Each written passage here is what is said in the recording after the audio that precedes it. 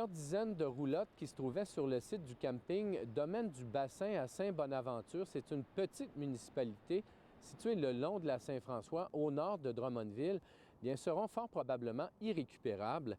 Nombre d'entre elles ont été soulevées par l'eau et les glaces de la rivière Saint-François lundi pour ensuite s'écraser les unes sur les autres. Quelques petits chalets ont aussi subi d'importants dommages après avoir été déplacés par la force du courant. Le propriétaire du camping était de passage sur les lieux ce matin et il est déjà clair pour lui que plusieurs de ses clients devront éponger de lourdes pertes. Sur 70, il y a 50 roulottes qui ont été vraiment endommagées.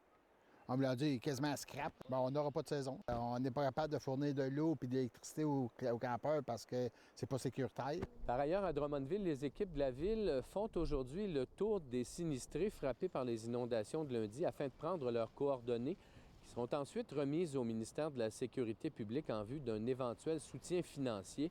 Nombre de citoyens situés en zone inondable, on sait, ne sont pas assurés.